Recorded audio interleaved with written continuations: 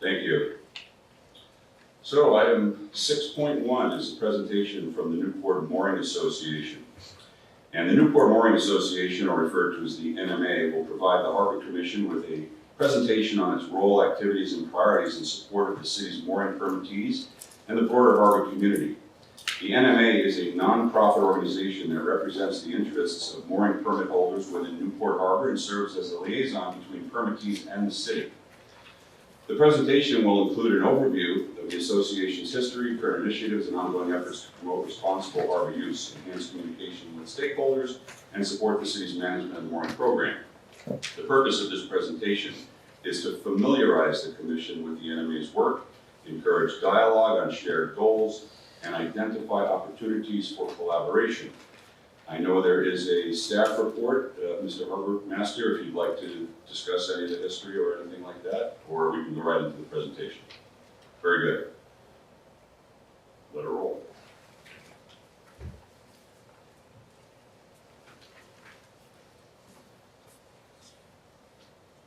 Good evening. Thank you so much. My name is Anne Stenton. I'm president of the Newport Mooring Association. I want to thank Mr. Scully for reaching out and inviting the NMA to speak tonight. This is a step in rebuilding what was once a really strong working relationship between the city and the Newport Mooring Association.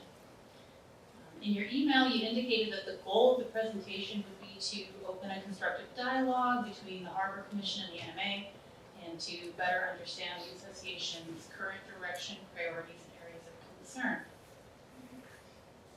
To be honest, as I mentioned in my email, I don't have a lot of new information to add. Our community has been writing letters, showing up, speaking at Harbor Commission meetings like this for many years. So we are hopeful that we can move towards a true dialogue, which means not just listening, but also taking action on both sides. Our community has expressed many of the very same points I'll be making tonight. It seems as though a new approach is needed if the Harbor Commission is genuinely interested in building that constructive dialogue. So as mentioned in my email, we think that a dialogue mediated by a neutral third party would perhaps be a better use of everyone's time. However, that being said, in the interest of moving towards that more constructive dialogue, I'm happy to share a little bit of our concerns and a little bit of history with the Commission tonight. My goal, as always, is to advocate for fair policies that acknowledge mooring permittees as equal tidelands users with equitable rights to public access and protections. My clicker. Yes. There we go. Am I loud enough? Yes, we can hear. So, how did we get here? Over the last decade, mooring holders have been hit with wave after wave of improvements. Excuse me, Ann, one second. Yeah. Are these other screens not working in front of us, or is there some way for you to activate them? We might wind up with a lot of neck pain.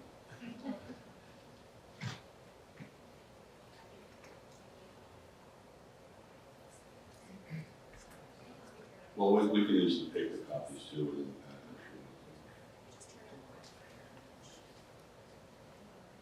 I think they just worse. They're staying.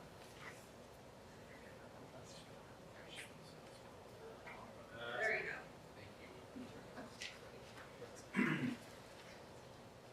Thank you. All right. Sorry for the interruption. No, that's fine. What is it? We work with technology, but technology doesn't always work with us, right? Yeah. Simple as pushing the on button. So over the past decade, mooring holders have been hit with wave after wave of these improvements. As a coastal commissioner put it, the experts in the room, the mooring holders, have not always been consulted in a meaningful way when many of these improvements were conceived. When these proposals were shared with the public, our input wasn't always given much consideration. It often feels like these changes are being done to us and not with us, and we're looking for that to change. So focusing on the last 3 years in particular, here are a few examples. In 2022, we saw a huge rate increase proposed for shore moorings. Luckily, that did not go through. We also saw a proposal floated to set aside $1 million a year for 30 years for the city to buy back moorings. In 2023, mooring holders were assured by city officials that moorings would be transferable in perpetuity. And the mooring realignment plan was pushed forward despite valid safety and access concerns. In 2024, from January through June, our community devoted months to attending meetings, submitting letters, and participating in what we believed was a public process focused on rate increases. All that effort was swept aside in July with a last-minute recommendation to both raise rates and convert mooring permits to licenses, which this commission gave its blessing to. Our confidence in a fair process by decision makers, it was shattered. It doesn't seem that public participation has had an impact, and we're looking for that to change.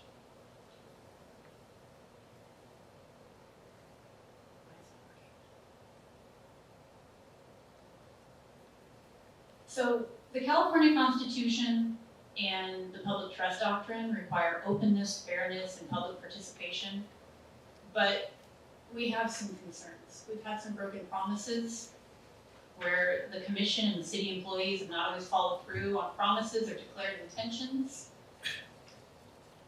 We've seen disparate treatment, where discriminatory treatment of mooring permittees versus peer permittees, yacht clubs, and associations has resulted in inequitable treatment or outcomes for similar or equivalent uses of the tidelands. There we go. Unequal tidelands rates and contributions have resulted. We see mooring permittees contributing substantially more to the tidelands fund than residential peer permittees and others, despite similar numbers of permits.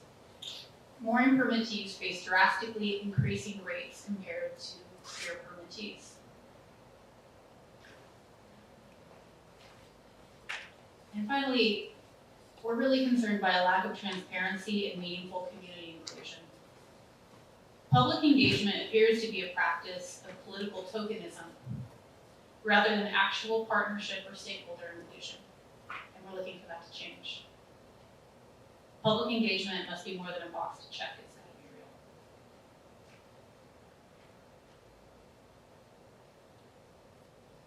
Okay, I'm not sure if this video is going to work or not, but I would like to play it. I did submit it separately, so I don't know if it needs to be pulled up separately or if it will work.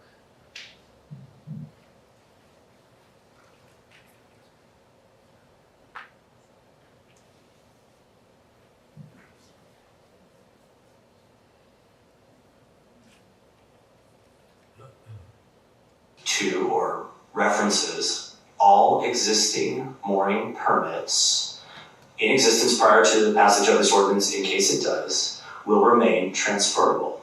And the Harbor Department's process as it is today, and whether you pass this or not, is a mooring permit is a mooring permit is a mooring permit is a mooring permit in perpetuity until either revoked or sorry, there's no word, but surrendered. Thank you very much. So. Go back to the slides. That's the only video I'll play. So that's an example of a broken promise. We were told in public that moorings would be transferable in perpetuity by Mr. Blank. Also, Aaron Hart confirmed it in the meeting, or said that in the meeting. And a year later, we had a surprise proposal that did just the opposite, right? It's that whiplash policy making.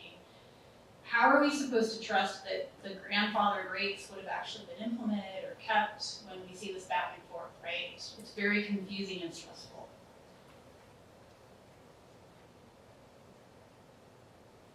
We also see a lot of disparate treatment. So despite all the tidelands in the harbor belonging to the state, we see vastly different treatment of some tidelands users over others. Moorings and residential piers, for example, are very similar use.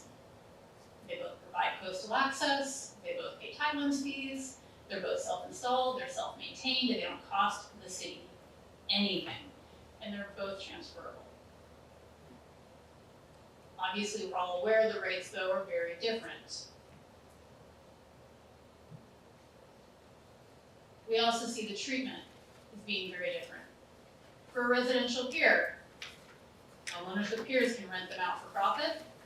Permits are limited to real property owners.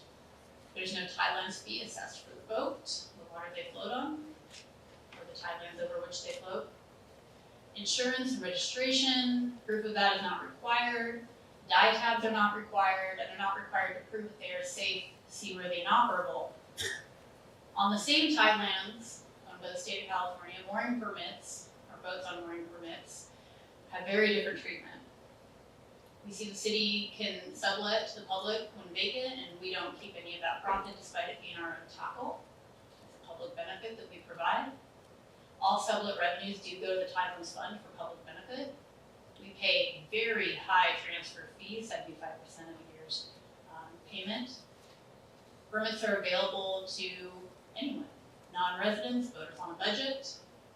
They're required to prove, boats on these moorings are required to prove that they are safe, seaworthy, and operable. Proof of registration is required, and insurance is required with naming the city as an additional insurer.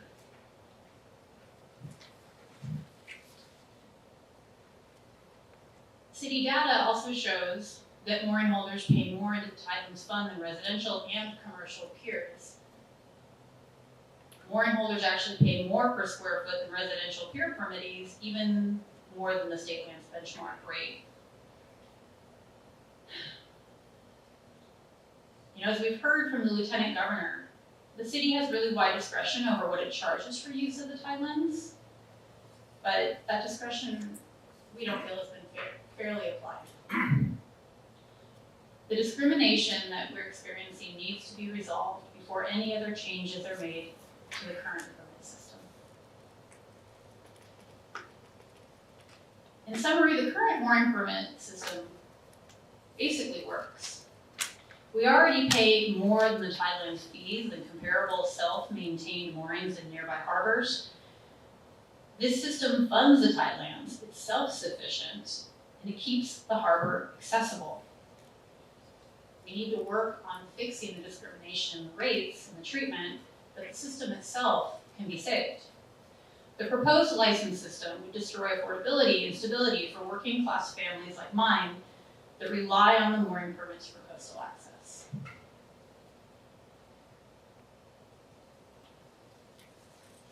Licenses would mean a lot of changes to our community. Ending transferability would harm our working class community. Prohibiting liveaboards, even though we are facing a housing crisis that is unlikely to go away anytime soon. And then there's the month-to-month instability that would interfere with long-term sailing plans. Like when my family went to Mexico for a year when I was in 7th grade, we knew we had a mooring to come back to. This is not the path towards equitable treatment. So moving forward, we don't think the solution is very complicated. We're looking for parity with similar permittees. There's a lot of discretion that the city has over the Tidelands and how they're managed, and we know that this is a room of really smart people that can figure out a way to make that happen. We're looking for preservation of the liveaboard system for current and future boaters. We're looking for an active seat at the table for mooring holders when changes are being discussed. And we're looking for a new approach to constructive dialogue between the Harbor Commission and the NMA. My dad used to tell me that insanity is doing the same thing over and over and expecting a different outcome. We've been coming and speaking. I think you have a pretty good idea where we're coming from. I think we'd all rather spend more time out on our boats doing other things. So we just want a way to work this out that's going to be constructive and potentially a mediated dialogue with a third party. Might be a good way to do that. I'm not going to try to make that play. Okay. So I'll end with this one question. How will this commission and city leaders prove to the mooring community the city is working to ensure equitable treatment on behalf of all Tidelands users and not just them? Thank you. Thank you for the presentation. Before I open it up to commissioners to give you the opportunity for some feedback and maybe any questions that commissioners have, I just want to address a couple of things that you have in your slide presentation. And again, first I want to thank you. There's, I understand the concerns for constructive dialogue for sure, and your other concerns are also clear. But I do want to reference slides 2 and 3 that state broken promises and public assurance of mooring transfer in perpetuity, respectively. So I believe these statements may be false and misleading.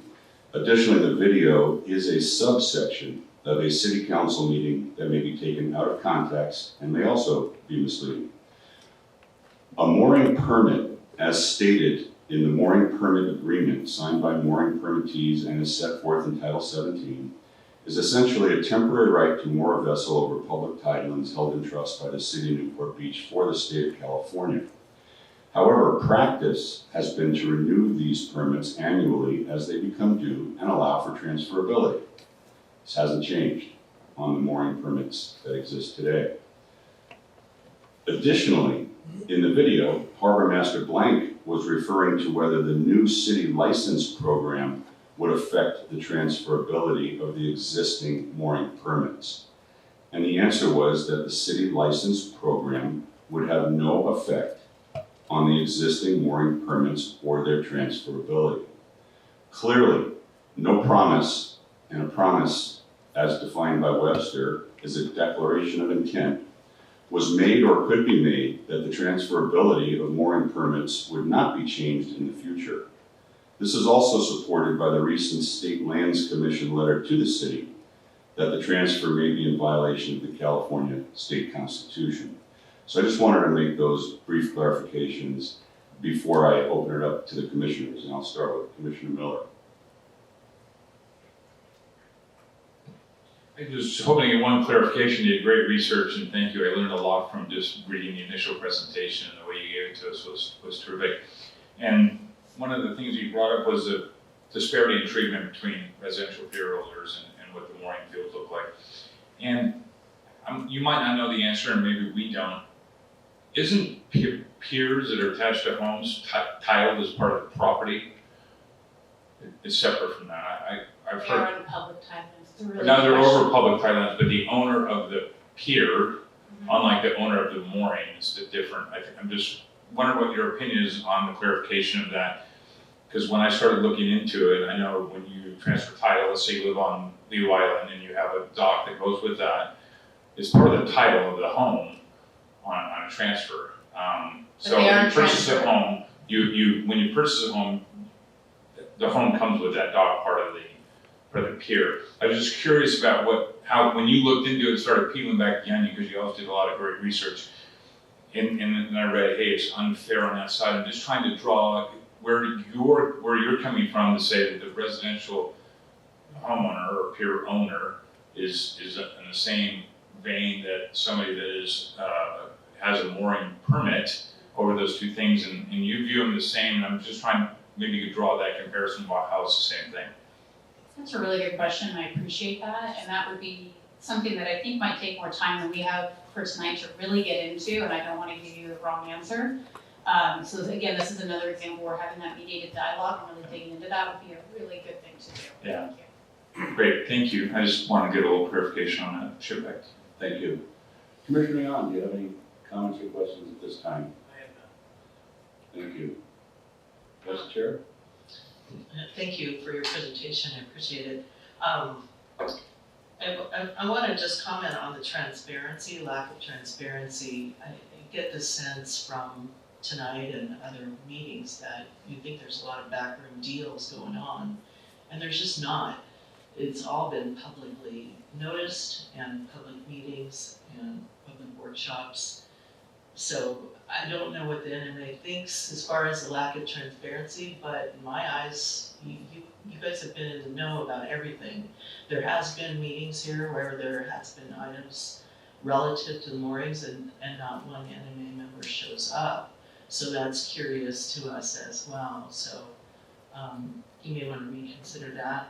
I think with the state lands determination that it's really kind of out of our hands now.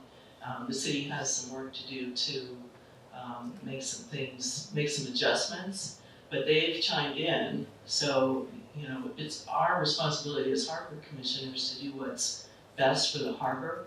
We're not trying to take away anyone's rights to boat on the harbor or have a mooring. It's not this insidious thing that we're up here doing. We're trying to make betterments.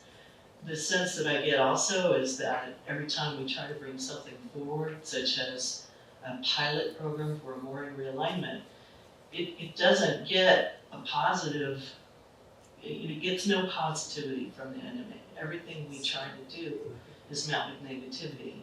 And, even a pilot program was pushed away.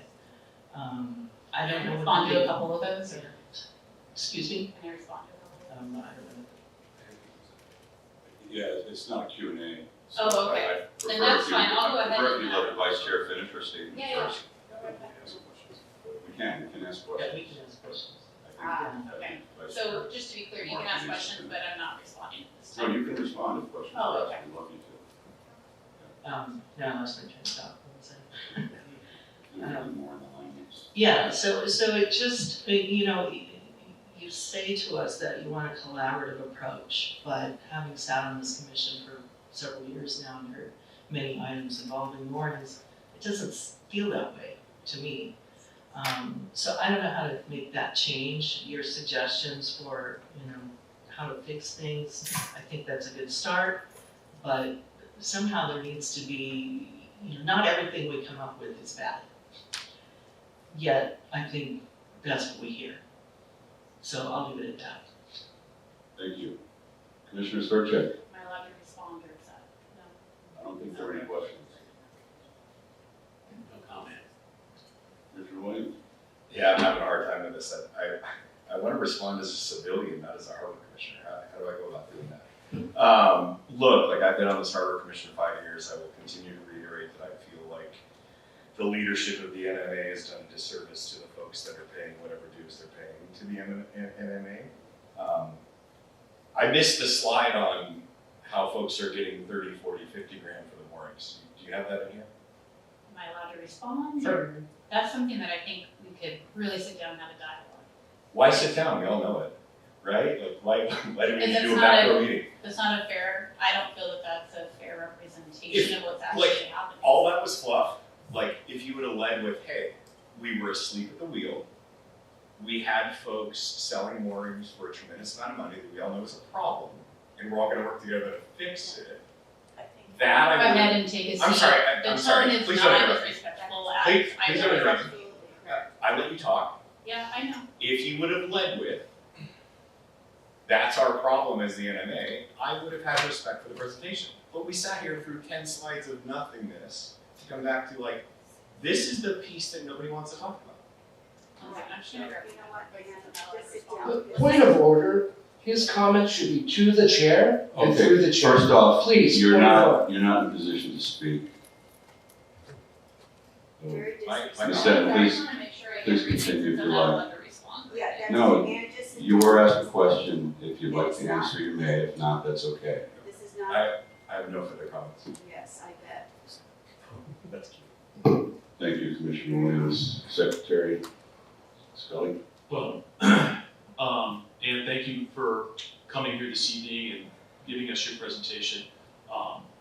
And, we seem to, we're stuck in this morass of this historical back and forth in terms of, how the Harbor Commission runs, how it operates and how it runs, and how the Newport Mooring Association communicates. I've been on the Harbor Commission for 6 years, and I've had meetings specifically asked of me to meet with the Newport Mooring Association, and they were completely unproductive.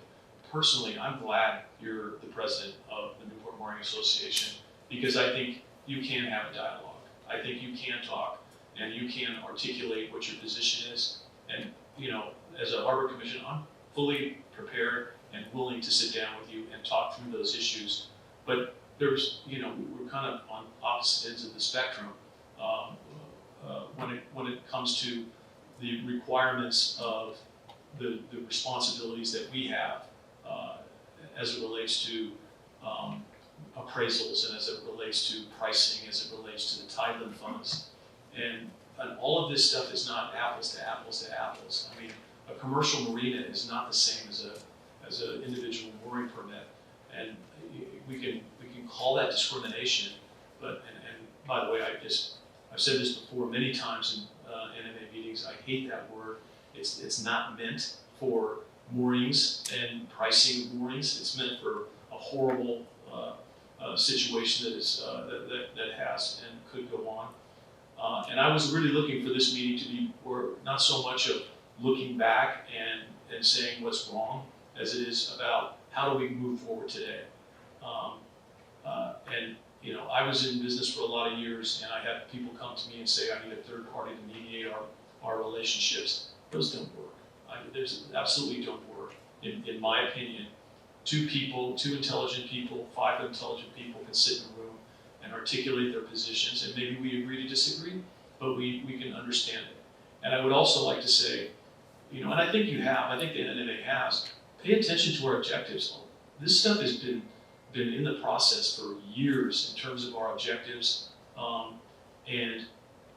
you know, the discussions that I've had directly with the NMA, nothing was discussed about what can we do differently. We would like to see it this way.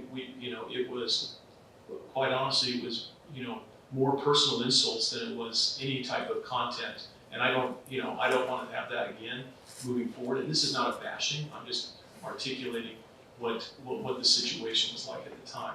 So I would like to move forward.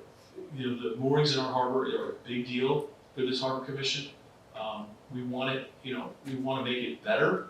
We want to do it right, and we've got to find common ground in order to be able to make changes within the harbor and still coexist and still have an opportunity to for mooring permittees to have quiet enjoyment of their mooring and enjoy Newport Harbor and have it as the most affordable access to our harbor. And I'm all for that. But you know, so it's all about how we move forward from here, in my opinion. I don't have any questions. Thank you. And I would like to make one other comment, if I may. You know, I do agree with Commissioner Scully, and it's good that you're present and taking the lead role. Historically, which I'm surprised you haven't really acknowledged, we have tried to have open dialogue consistently with the NMA. The video that you showed just in your presentation, that was the result that, if I remember correctly, it was over 20 public meetings that addressed that issue, and including open stakeholder meetings, which were, again, it's going back a few years, but there were at least 2 or 3 open stakeholder meetings, and there was at least 1, if not 2, private meetings with the NMA. So, and I've told you personally, call me anytime if you have questions. You have my cell number. So I take exception when I hear we're not trying to communicate, we're not trying to have open dialogue, because we really do. The fact that this commission or the city council doesn't always agree with the NMA's position does not mean there hasn't been open dialogue, because we want to keep that. And I can assure you going forward that any reach out that you make will be responded to, and we're happy to discuss whatever the issues are. So I hope you can appreciate that. And with that, I will open it up to public comments.